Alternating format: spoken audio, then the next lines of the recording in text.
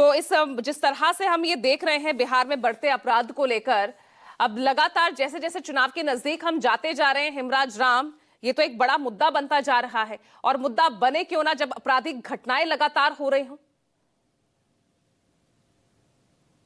देखिए, बिहार में कानून का राज है, तभी लोग शाम में घूमते हैं, रात भर घूमते रहते हैं, सड़कों पर दिखाई देते हैं। अरे आपराधिक घटनाएं घटी है तो उस पर सरकार त्वरित कार्रवाई भी की है। अब घर में क्या होता है किसी के, तो बाहर वाला कोई जानता नहीं है। ये तो मानवीय संवेदना पर सवाल खड़ा होता है।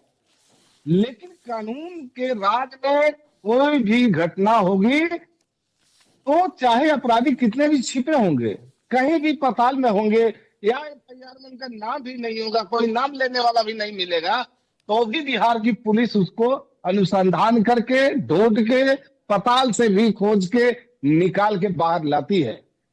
और इस घटना में भी तुरंत, आप अभी हम लोग डिबेट में बैठे हैं, बहस कर रहे हैं, आप देखिएगा कि कितना जल्दी एक एक चीज का खुलासा होगा।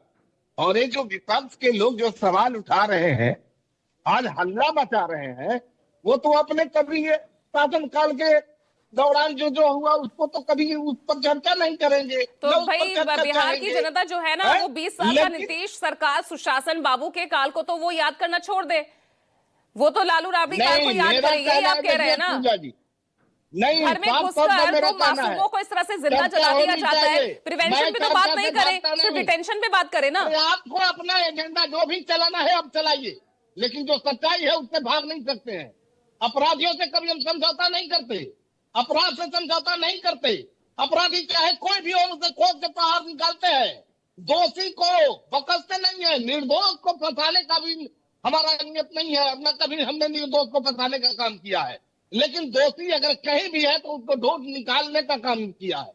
और किसी भी सूरत में मतलब डिटेंशन पे ही बात करें ना, प्रिवेंशन पे बात नहीं करें ना। मैं आपको अभी धनराज गिरी किसी बात पर जोर देंगे, नहीं सवाल उठा रहे हैं तो जरा सुन लीजिए। एनसीआरबी का रिपोर्ट है 22 का कि बिहार क्राइम के मामले में 14वें स्थान पर है। और स्टेट क्राइम ब्यूरो का रिपोर्ट है कि बिहार में अपराध के आंकड़े घटे हैं। तो फिर किस आधार पर ये सवाल उठा रहे हैं बिहार के कानून व्यवस्था पर, और उंगली उठा रहे हैं बिहार के कानून व्यवस्था पर।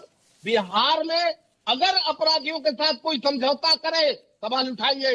अगर किसी को बख्शे तो सवाल उठाइए।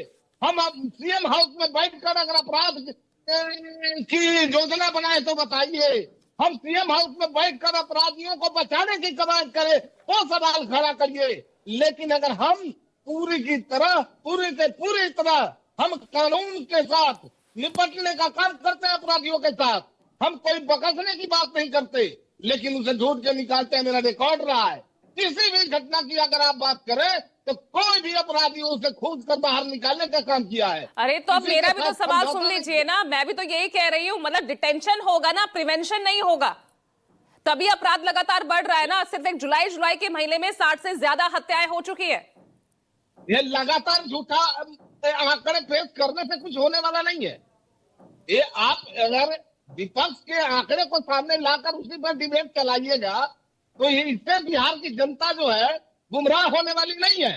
बिहार की जनता जानती है। और दरअसल बीती रात की 2 बड़ी घटनाएं हो गई है। एक में 2 मासूमों को जिंदा जलाया गया है और दूसरी जगह पुलिसकर्मी पर ही हमला बोला गया है। पुलिसकर्मियों पर ही हमला बोला गया, वो आपको नजर नहीं आ रही? अच्छे काम किए हैं, एक एक योजनाओं का लाभ लाभुकों तक पहुंचा रहे हैं, इसलिए विपक्षियों में बेचैनी है और सवाल पर सवाल खड़ा कर रहे हैं। ये नहीं बताएंगे कि सीएम हाउस में बैठकर अपहरण के फिरौतियों का सौदा ये लोग करते थे। ये इन्हीं के परिवार के लोग इस बात का खुलासा किए हैं। अभी 4 दिन पहले ही एक युवती जो कि होमगार्ड की परीक्षा देने के लिए आई थी, फिजिकल चल रहा था, बेहोश हो गई थी, एम्बुलेंस में उसको ले जाया गया, बलात्कार गैंगरेप हुआ उसके साथ, याद है? एक भी कहीं भी कोई घटना बता दीजिए। घटना तो घटने के लिए घट जाती है, लेकिन किसी भी अपराधी को हमने बख्शा नहीं आज तक। चलिए